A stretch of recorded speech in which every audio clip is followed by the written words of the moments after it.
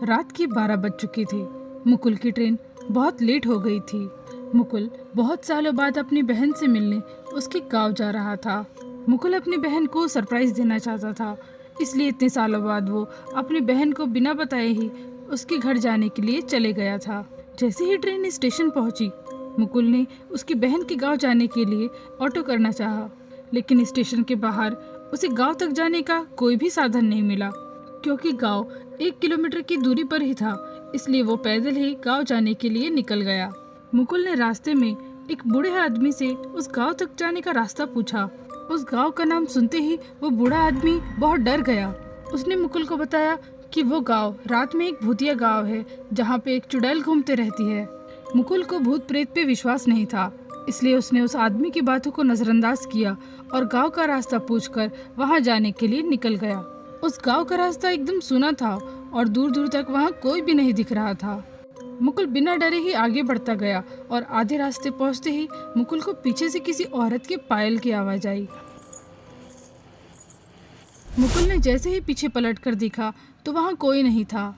मुकुल थोड़ा आगे बढ़ा ही था कि किसी औरत ने बहुत ही धीमी आवाज में मुकुल का नाम पुकारा, मुकुल। मुकुल ने जैसे ही पीछे पलट कर देखा तो कोई औरत उसके पीछे खड़ी हुई थी, लेकिन अंधेरे में उसका चेहरा दिखाई नहीं दे रहा था। मुकुल ने थोड़ा घबराते हुए कहा कि दीदी, क्या आप हो वहाँ पर? आगे से फिर आवाज आई, मुकुल यहाँ आओ। मुकुल जैसे ही आगे बढ़ा तभी एक डरावनी सी औरत मुकुल के पास आ गई। सुबह होते ही मुकुल की पत्नी तनीषा मुकुल को लगातार फोन लगाते जा रही थी। तनीषा प्रेग्नेंट थी और उसे मुकुल की बहुत ज्यादा चिंता हो रही थी, क्योंकि उसका फोन स्विच ऑफ आ रहा था। पूरा दिन मुकुल के फोन का इंतजार करते हुए तनीषा ने सोचा कि अब उसे भी उस गांव में जाना चाहिए। तनीषा भी 2 दिन बाद उस गांव में पहुंच गई। तनीषा जैसे ही उस गांव में पहुंची, उसने देखा कि लोगों के घरों के बाहर एक बोर्ड लगा हुआ था। उस बोर्ड में लिखा था, ओ स्त्री कल आना। तनीषा को ये सब देख करके कुछ अजीब सा लग रहा था। जैसे तैसे तनीषा मुकुल की बहन का पता करते हुए उनके घर पहुंच गई। मुकुल की बहन के घर पहुंचते ही तनीषा को पता लगा कि मुकुल तो उनके घर आया ही नहीं। प्रेग्नेंट होते हुए भी तनीषा मुकुल की फोटो लेकर यहाँ वहाँ उस गांव के आसपास के लोगों से मुकुल का पता लगाने लगी, क्योंकि आखिरी बार बात करते हुए मुकुल ने उसे बताया था कि वो स्टेशन पहुँचने ही वाला था। मुकुल को ढूंढते वक्त तनीषा को वही बूढ़ा आदमी मिला जो उस रात मुकुल को मिला था। उस रात जो कुछ भी हुआ उसने तनीषा को सब कुछ बताया।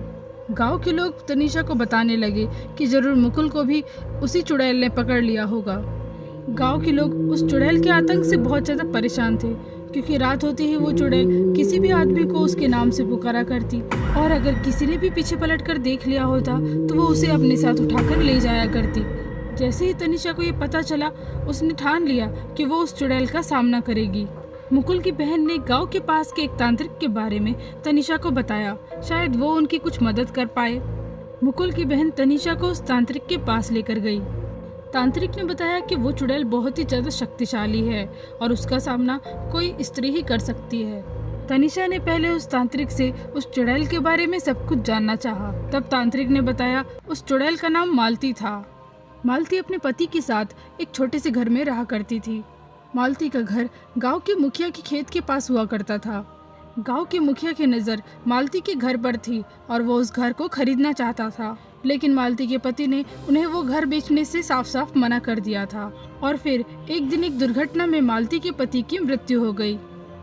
मालती ने फिर भी वो घर उस मुखिया को नहीं बेचना चाहा। गुस्से में आकर के उस मुखिया ने मालती के घर को जलाना चाहा।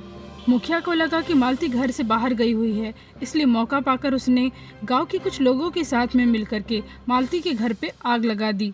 लेकिन उस वक्त मालती घर पर ही थी और आग बहुत ज़्यादा तेज लग जाने से मालती भी उस घर के साथ जल के मर गई। उस वक्त मालती गर्भवती थी और गांव के कुछ लालची आदमियों की वजह से उसने अपना पूरा परिवार खो दिया था। इसलिए उसकी आत्मा गांव के आदमियों को परेशान करने लगी और मुखिया के परिवार के सभी आदमियों को उसने मार दिया। और अब उसकी भटकती हुई आत्मा गांव के आदमियों को भी रात में पुकार पुकार के अपने साथ लेकर चले जाती है और उन आदमियों का अपहरण करने के 7 दिन बाद वो उन्हें मार देती है। लेकिन 7 दिन तक वो उन आदमियों को कहाँ छुपा के रखती है, इस बात का पता किसी को नहीं चल पाया। हो सकता है तुम्हारा पति अभी भी जिंदा हो अगर तुम उस चुड़ैल से अपने पति को बचाना चाहती हो तो तुम्हें उसका सामना करना पड़ेगा, क्योंकि तुम भी गर्भवती हो, इसलिए हो सकता है वो तुम पे चाह के भी हमला नहीं कर पाए। तनीषा पूछती है कि उसे ऐसा क्या करना पड़ेगा जिससे वो अपने पति को उस चुड़ैल से छुड़ा ले।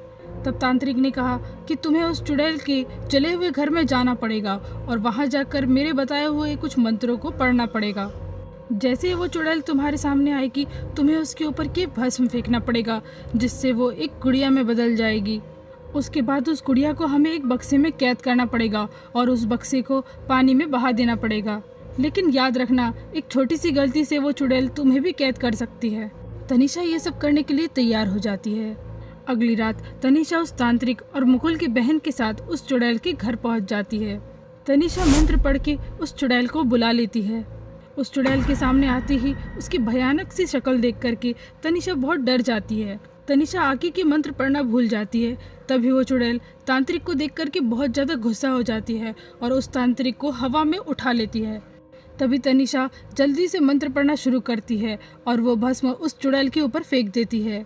भस्म को फेंकते ही वो चुड़ैल एक गुड़िया में बदल जाती है और वो लोग जल्दी से उसे एक बक्से में रख लेते हैं और रात में ही गांव के पास की नदी में उसे बहा देते हैं। वापस घर आकर वो लोग अब बस मुकुल का इंतजार करते रहते हैं। कुछ ही देर में उनके घर की घंटी बजती है। तनीषा जल्दी से दरवाज़ा खोलती है और दरवाजे के सामने मुकुल खड़ा होता है। मुकुल को जिंदा देख करके तनीषा बहुत ज़्यादा खुश हो जाती है। तभी अचानक से तनीषा जो देखती है उससे उसकी रूह कांप जाती है, क्योंकि मुकुल के हाथ में अब वही बक्सा था जो उन लोगों ने नदी में बहाया था। अगर ये कहानी आपको अच्छी लगी तो ऐसी ही कहानी देखने के लिए इस चैनल को लाइक, शेयर और सब्सक्राइब जरूर करें।